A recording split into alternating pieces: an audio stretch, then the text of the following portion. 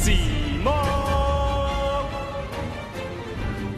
What's going on, guys? It's Cimo, and welcome back to yet another live duel commentary. So, for this match, we have Angel playing Salamangreat going up against Tristan, who is playing Rokket Dragon Link, one of the breakout decks of the old format of the Luxury Championship Series. This was an event that took place this past weekend at the time of recording. Some big money on the line, and we want to make sure we bring you all that feature match action. So, for this electrifying commentary, the one, the only, as always, Mr. MBT Yu-Gi-Oh! Joseph, how's it going? It's going well. I will say I saw Frozen Card Gaming and seized up a little bit. 3 individuals from Frozen Card Gaming put an end to our YCS run in Vegas. One of the final YCSs of all time, it may turn out to be. So it looks like there's actually a Crusadias in this deck as well. So we're going to be starting off with a Crusadia Maximus going up into Magius. Magius will then allow the +1 here. And it looks like we can actually go ahead and go for a Black Dragon Collapse Serpent here as well by banishing that Crusadia Maximus. So we're going to already start seeing some shenanigans here. The Crusadias, as soon as they started making their appearance back in the day of the good old Danger Thunder Dragon decks, we knew that they were up to no good. As soon as someone used Crusadia's Spath's effect to move LP, I knew that the format was ruined. Yu-Gi-Oh! Was forever irrevocably tainted by this specific interaction. What I like about Dragon Link adjacent decks is you never really know what you're going to see, and you never really know what's going to be main decked to beat them. Right, and here comes the Nibiru. We've seen a lot of Nibiru in these top 8 feature matches being played in the main deck, and I think that's rather interesting. Again, remember, for those of you watching, this is Master Rule 4, so we are still in that old meta of Salamangreat and Shaddoll Invoked, and all these just really powerful combo decks, and it seems like main decking Nibiru is actually proving to be very valuable for these specific matchups. I mean, if you expect the top 3 decks to be specifically Rokket Link, Salamangreat, and Shaddoll Invoked, main decking Nibiru is a no-brainer, even if you're on one of those decks like Angel is.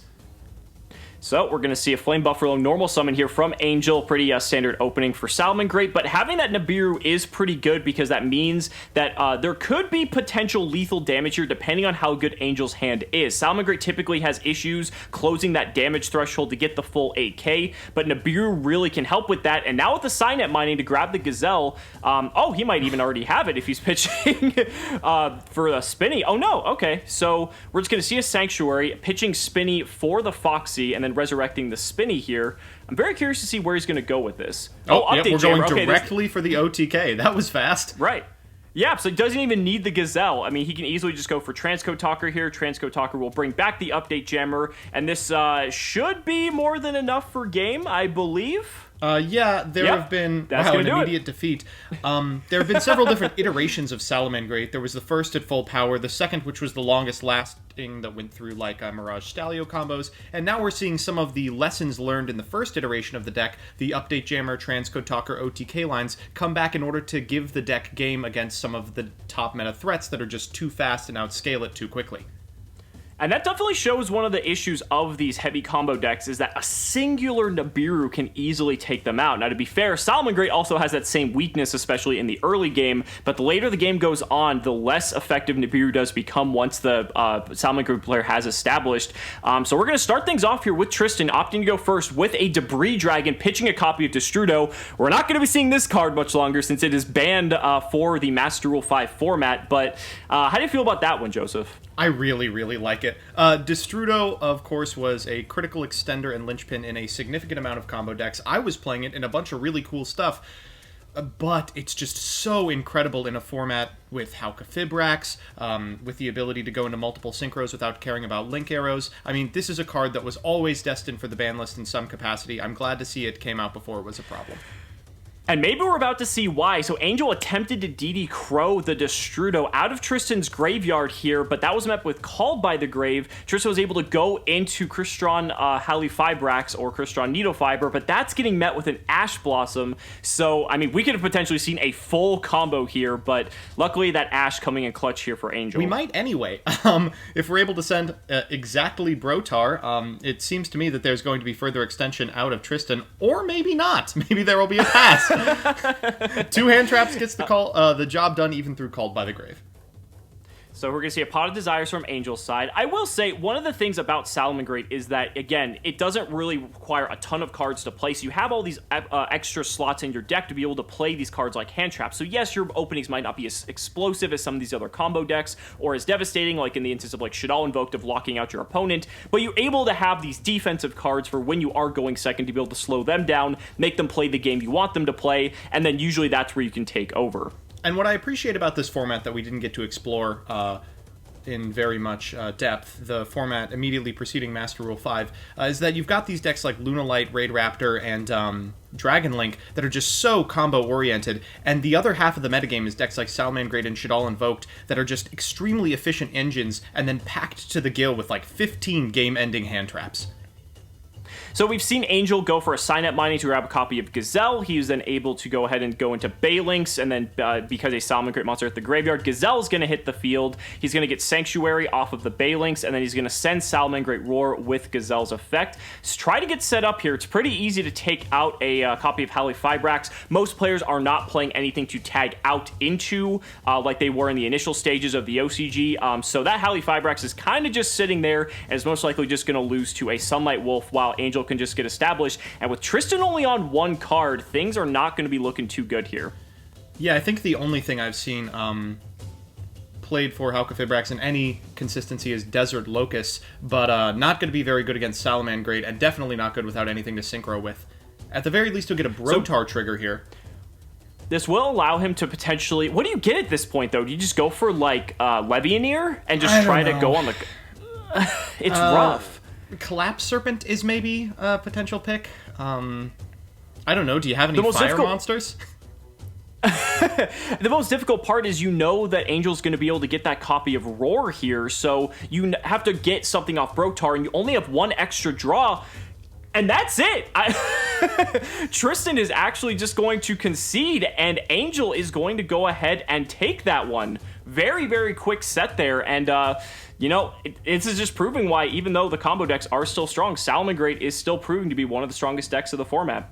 For sure. It has the availability of all these hand traps, and you saw in Game 1, it was Nibiru that sealed the game. In Game 2, it was 2 hand traps, one after the other, one eating a called and one resolving. Sometimes it's as simple as that. So guys, we thought that last match ended so quickly, we're going to go ahead and bring you another top 8 feature match. This is between Shuping Zhu, your UDS champion, also a multiple YCS topper, going up against Etienne Ita from Europe, as a matter of fact. So again, we had some big European players in here, which I think is really cool to see. Etienne is on, I believe, Dinosaur, as a matter of fact. So we have Dinosaur making an appearance here in top 8. And Shuping Zhu is obviously going to be on his Rokket deck. And with us, as always, we still have Mr. MBT Yu-Gi-Oh! Joseph, what do you feel about this matchup?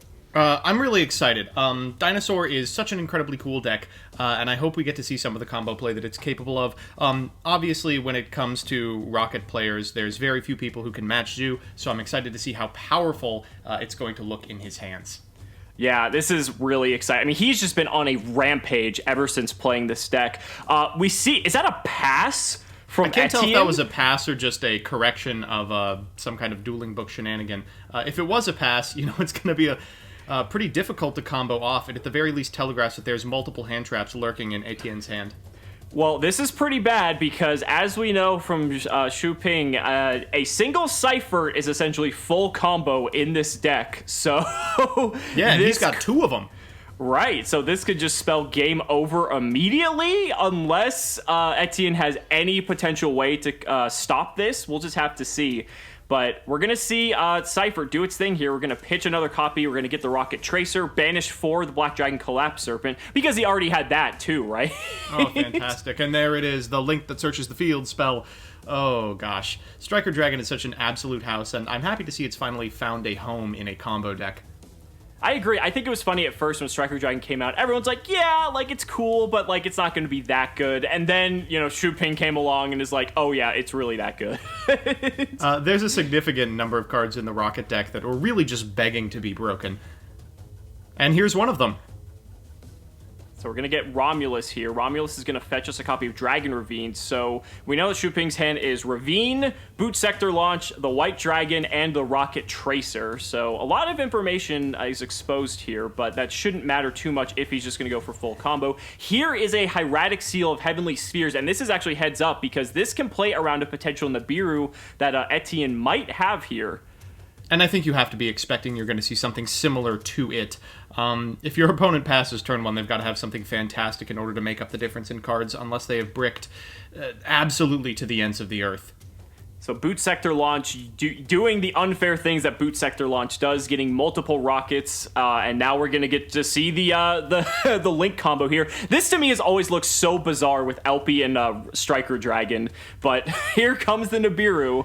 Yeah, we expected it, and there it is. Looks like everything's going to the graveyard here, and because that Hieratic Spheres was tributed, it's going to be able to trigger the effect as well. Correct, and that's one of the ways how you can technically play around a card like Nibiru with this deck, is that you are able to trigger that Hieratic Seal of Heavenly Spheres, and now you can get Red Eyes Darkness Metal Dragon just straight out of your deck for free, which seems pretty good. We're just doing the same combo. We were going through the motions in order to use Elpie to get Red Eyes Darkness Metal Dragon. Let's just get him this way, I suppose.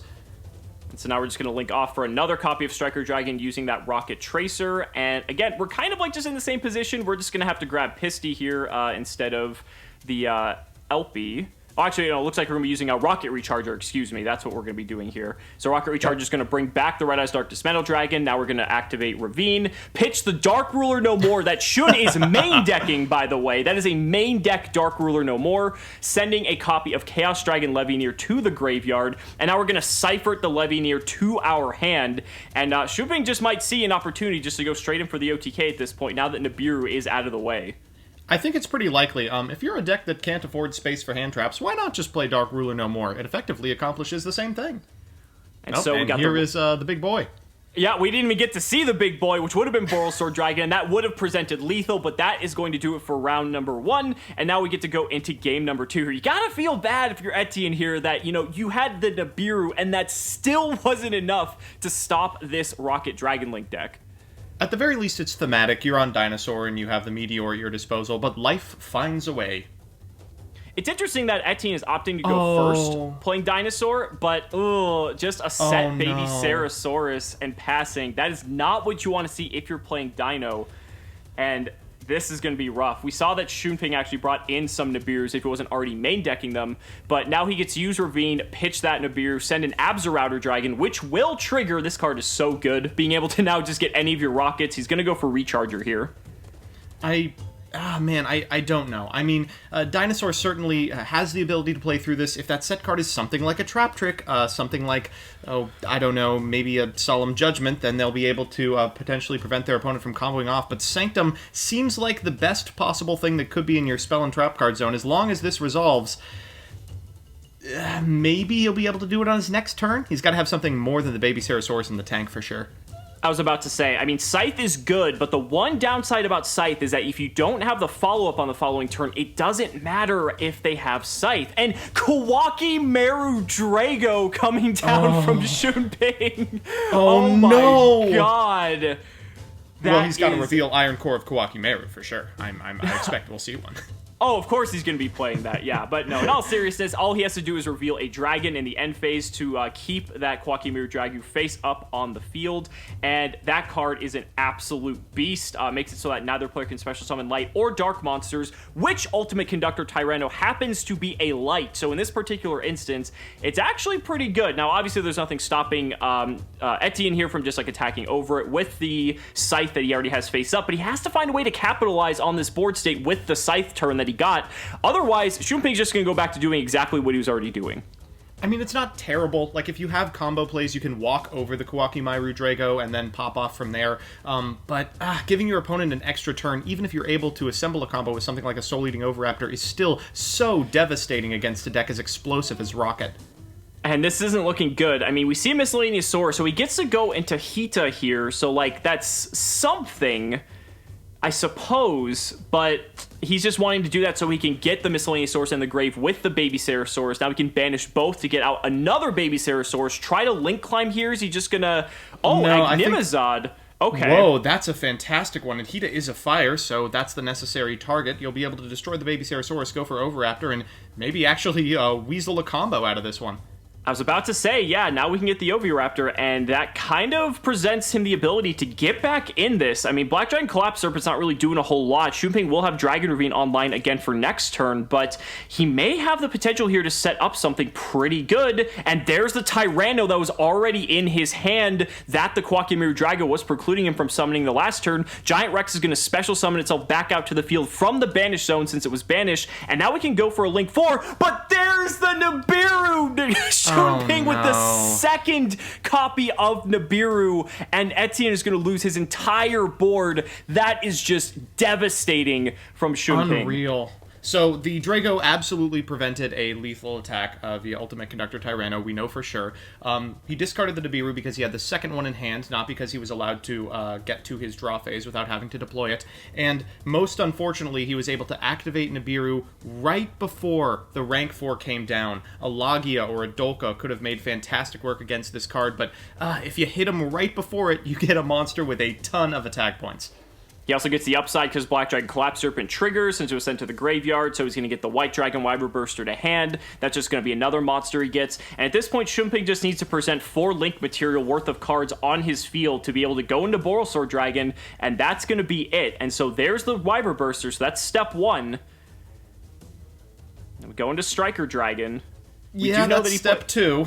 Yeah, we have multiple copies of Boot Sector launch, I believe, and so there it is. That's going to allow you to get some more bodies on the field for sure. And we've got the Recharger in hand. This just might be the end of the game. I think so. Here comes a normal summon of Rokket Tracer. Tracer's going to pop the Ravine. That will allow him to special summon here. He's going to go ahead and go for Silver Bullet Dragon, or Silver Rocket Dragon, excuse me. And he won't even need to use that Silver Rocket Dragon at this point. We're just trying to play the game here. And here comes the boy. There's the Borrelsword. And you said he already has the Recharger in hand, so that should be a way for him to get what he needs. But Etienne has a Nibiru now to come back. Okay. I was not expecting that. It looks like it. Nibiru into Nibiru. Incredible. Wow, so Etienne with that life-saving Nibiru here, that would have been game over, but Shunping does have this Boot Sector launch, so maybe it's not over just yet? Let's see. So he's going to go ahead. We're going to use the effect, or excuse me, we're going to link off the Rocket Recharger for the Striker Dragon. He had the Red Eyes Darkness Metal Dragon in hand too.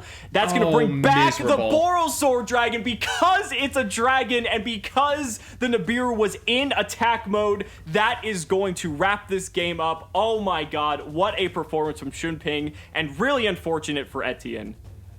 You hate to see it, but it is poetic that Nibiru was responsible for a Dino player's loss. Guys, thank you so much for watching the video, and we'll see you next time.